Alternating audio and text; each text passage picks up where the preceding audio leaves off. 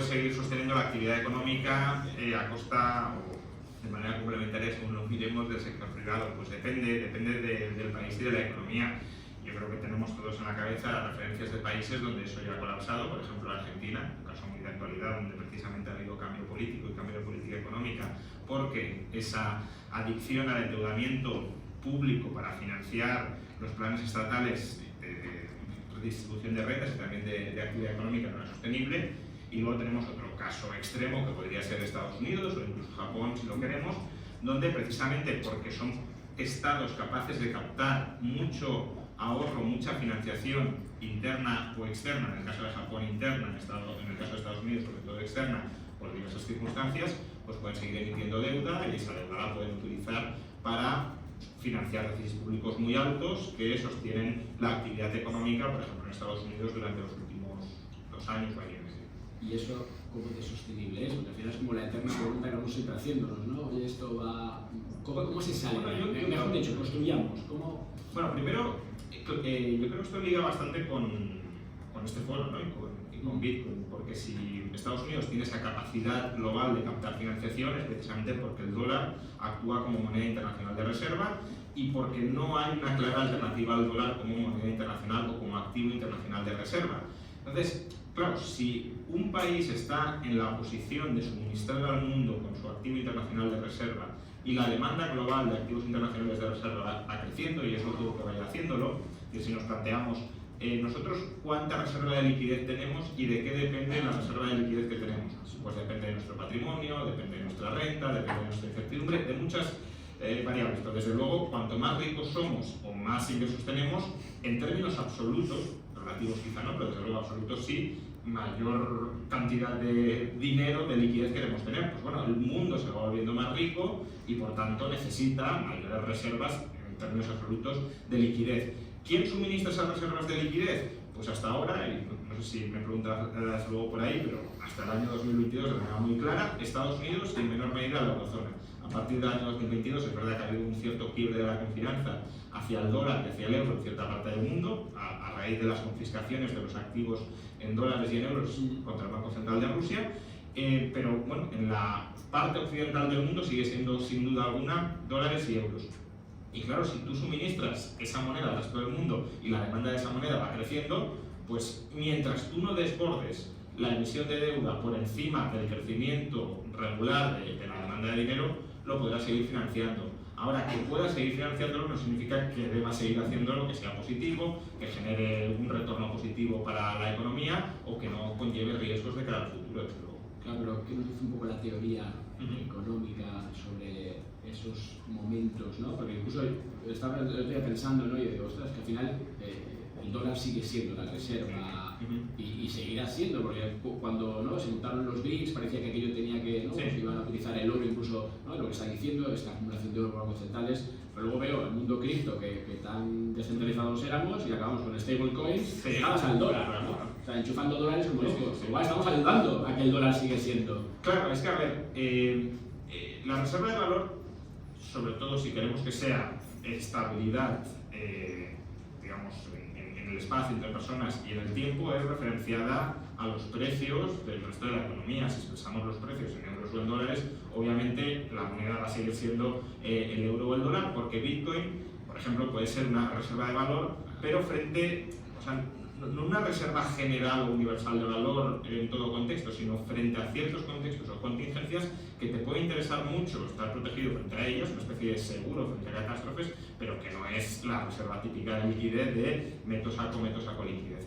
Entonces lo que dices es cierto, el dólar yo creo que ahora mismo no tiene rival, no tiene competidor.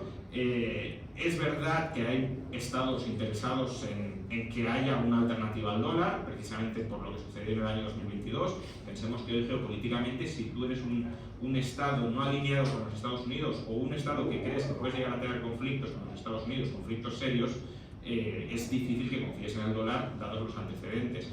Y por eso, por ejemplo, los bancos centrales han intensificado sus compras de oro desde el año 2022. El año 2022 fue el récord histórico de compras de oro y 2023 y 2024 quedan bastante cerca y la perspectiva cuando se les consulta a los bancos centrales es que las compras de oro van a seguir aumentando durante los próximos años. Pero aún así, el oro tampoco es la reserva para liquidar, no sé, si tienes un déficit exterior, no es el activo más a mano para liquidar ese déficit exterior. Entonces, el dólar no tiene una clara alternativa y por eso Estados Unidos puede seguir emitiendo dólares o emitiendo deuda denominada en dólares para seguir financiando su déficit. Oye, la pregunta tiene que ver, ahora ya nos metemos en Bitcoin y quiero tirar por el lado de si ha cambiado un poco tu percepción, ¿no? Como ese activo de monetización, esa posible reserva de valor y para esos casos específicos, con todo lo que ha pasado últimamente. Luego nos metemos en algún detalle, incluso comentaban en LinkedIn el otro día, oye, ¿qué queréis preguntar a Ramón? ¿No? Y uno dijo, oye, pero es que al final es que el protocolo ha cambiado, que todo lo que estamos metiendo, por lo cual viene a poner un poco en juicio, ¿no? La llegada de Wall Street. Yo decía siempre que esto le iba a interesar, pero es que al final hemos cambiado la percepción de ese activo peer-to-peer que permitía eso a un activo, a un asset class. Es que BlackRock, que estaba con ellos la pasada, lo meten ya en su portfolio con sus intereses, obviamente. Entonces eso, ¿cómo cuadramos esto? No, yo no creo que, vamos, mi percepción nunca ha sido, salvo quizá muy al principio, porque estoy hablando de hace 10 años, nunca ha sido que Bitcoin vaya o tenga altas probabilidades de ser el activo monetario que reemplace al dólar. Eso solo sucederá si el dólar lo hace muy mal. Pero si el dólar más o menos se mantiene, y cuando un matiz, ¿no? Porque aquí muchas veces hay un cierto análisis simplista de no, es que el dólar ya lo está haciendo mal, porque si miramos el histórico, en 70 años ha perdido el 90% de su valor, por tanto claramente lo está haciendo fatal. Cuando hablamos o pensamos en moneda fiat, no solamente hay que considerar la moneda fiat como tal, sino también otros pasivos que emite el emisor de la moneda fiat y que están denominados en esa moneda fiat, deuda pública. Y cuando uno incorpora al surtido de moneda fiat la deuda pública, pues hombre, el dólar ya no lo está haciendo tan mal, porque si tú, en lugar de invertir en dólares, estás invertido en deuda pública estadounidense a un año, que tiene una liquidez muy parecida a la del dólar para gastos importantes, ya no pierdes el 90%, probablemente te mantengas más o menos plano, ni pierdas ni ganes a largo plazo, es decir, si mantienes la liquidez. Entonces, como reserva de liquidez, a lo largo del tiempo el dólar no lo ha hecho mal, no lo está haciendo rematadamente mal. Y si no lo hace mal, no hay un gran motivo para dar un salto de cambio de unidad de cuenta, de medio de intercambio y de depósito de valor a esfera global, que eso, insisto, solo sucede ante cataclismos. Entonces, yo ese escenario no lo veo como algo que vaya a llegar sin graves trastornos en la economía. Que puede llegar si vamos a la Tercera Guerra Mundial, que hasta, bueno, pues todo puede llegar, pero digo, lo previsible no es que eso suceda. Ahora, como asset class, como reserva de valor frente a determinados tipos de riesgos que no implican la caída del dólar, pero que sí implican ataques muy drásticos, confiscaciones generalizadas, ya sea por dilución de valor, inflación, o ya sea por confiscación directa, a los que un patrimonio mediano alto se puede enfrentar y de los que te quieras proteger, creo que Bitcoin sí tiene todo el sentido del mundo, una especie de oro digital. El oro juega ese papel con ciertas ventajas frente a Bitcoin y con ciertos inconvenientes frente a Bitcoin, y Bitcoin está ahí para eso, ¿no? Claro, pero si justo al oro le pusiéramos una capa de tokenización, ¿verdad? Que al final ni el Banco Central y ahí se nos pierde o el doble gasto, pero ¿por qué no un oro tokenizado, no? Sí, el problema es que el oro, que si lo quieres autocustodiar, el oro es mucho más caro y mucho más arriesgado de autocustodiar. Porque sí, tú puedes almacenar, no sé, 100.000 euros en oro en casa, pero tienes el riesgo de que te lo roben, de que con Bitcoin también, pero con una disciplina y un conocimiento adecuado, los riesgos y los costes de esa autocustodia son mucho menores. Claro, yo quiero lo que digo es utilizar parte de la tecnología, en este caso, ¿verdad? Que hay muchos problemas como la autocustodia, nos demoraríamos y que necesito pues eso, emitir un token, un activo digital contra ese oro. Eso tiene que estar en un sitio, con lo cual es confiscable. Claro. Ese es el problema. Con lo cual, pero que te voy a decir que cada vez me van quedando menos cualidades por las cuales le veo esa función que... Es que yo distinguiría entre lo que en economía podríamos llamar la base monetaria, es decir, el core de los tokens de Bitcoin, que sí son escasas, vamos, 21 millones, no se van a incrementar más, inconfiscables, etc. Y luego los derechos que se puedan ir generando sobre esos tokens de Bitcoin, que en el fondo no dejan de ser activos financieros sobre esa base monetaria. Los ETFs al final no dejan de ser pues, un derecho de propiedad que se atribuye a través del fondo sobre esos tokens, pero no los estás autocustodiando, y eso implica una serie de riesgos añadidos sobre la autocustodia, ¿no? Y una serie de costes menores, costes de transacción que te ahorras y que te puede interesar, pues oye, más riesgo pero menos costes de transacción, me compensa, ¿no? En el caso del oro, claro, tú no puedes volver las unidades que componen la base monetaria inconfiscables al nivel al que pueda serlo un token de Bitcoin. Entonces, es verdad que el ecosistema de Bitcoin hasta cierto punto está evolucionando hacia una mayor centralización, pero lo que distingue Bitcoin, y lo va a seguir distinguiendo siempre, es que tú, si quieres, te puedes salir de esa centralización. Te centralizas voluntariamente si hay ahorro de costes que te compensen los riesgos por centralizarte. Pero si tú dices, oye, yo creo que esto del sistema financiero nos van a atracar por todas partes, yo me salvo y me autocustodio. Eso lo puedes hacer y no implica un coste de aprendizaje importante, desde luego, pero no implica costes de otro tipo relevantes. En el caso del oro, esos costes relevantes de otro tipo siempre van a estar. Claro, pero el coste relevante es el coste de adopción, de que eso al final realmente pues esa hoja de ruta en ese proceso de monetización que tú decías se lleve a buen puerto. Pueden ser mil cosas. O sea, estamos asumiendo también que yo que estoy buscando esa reserva autocustodiada, protegida, luego dependo de que todos converjan, todos. No, hombre, a ver, obviamente si Bitcoin dejara de valer nada, pues no estarías autocustodiando nada, pero si Bitcoin se mantiene como un activo que tiene cotización en el mercado y que para tener esa cotización en el mercado no tienes por qué pasar a través de canales centralizados, o aunque tengas que pasar a través de canales centralizados, no tienes que estar continuamente expuesto a esos canales centralizados, tú tienes un activo que tiene valor de mercado, que lo estás custodiando tú mismo, o que tienes la opción, mejor dicho, de custodiarlo tú mismo si las ventajas te compensan los inconvenientes, y que lo puedes llevar al mercado y realizarlo en circunstancias muy variadas, incluso en circunstancias catastróficas, si lo queremos decir así. Y eso también pasa en parte con el oro, desde luego, pero el oro tiene mayores costes de un tipo que bueno, incluso la transportabilidad del oro, ¿no? Si te quieres ir del país, no sé, con 20 kilos o 100 kilos de oro, que sería una reserva de oro muy importante, pero con 100 kilos de oro es complicado que pase la aduana. Ahora, el mismo valor en Bitcoin autocustodiado, pues no te lo tienen por qué encontrar de ninguna manera. Lo único que todos le damos ese valor. Sí, claro, hombre. Porque el oro lo va a tener, o sea, o lo va a tener. Bueno, y también podría haber una desmonetización del oro en determinados escenarios. Es decir, yo puedo ver una desmonetización, una pérdida de valor de Bitcoin generalizada, claro, puede pasar, y la del oro también podría pasar. Es decir, si consiguiéramos ser capaces de producir oro a un coste marginal bajísimo, pues el oro dejaría de valer, o prácticamente no valdría nada. ¿Que no es la historia de la humanidad tal como la hemos conocido hasta ahora? No, pero es que Bitcoin también tiene 15 años de historia, pues tampoco podemos hacer predicciones muy a largo plazo sobre ello. Y si me dejas meter la cuña sobre Bitcoin, hasta hemos proyectado el documental Bitcoin, Sí, no, pero lo anunció ayer Álvaro de María y creo que además es un foro distinguido para que el anuncio también sea de interés, dado que hemos hablado, por ejemplo, del coste de la autocustodia en términos de aprendizaje.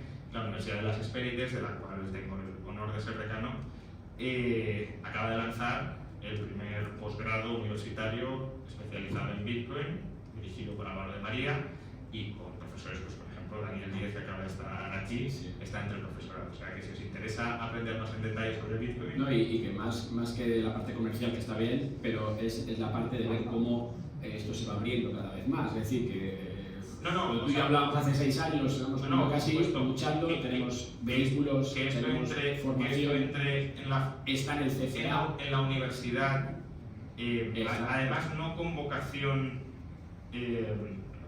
másters de escuelas de negocio sobre cómo tratar de rentabilizar los criptoactivos, hay muchos, pero en este caso estamos hablando de un enfoque también aplicado, pero teórico, porque porque es un objeto de estudio ya académico importante y del que investigar y reflexionar. Oye, última pregunta, o dos, pero vamos, en 2 minutos. Sí. Una tiene que ver con el valor.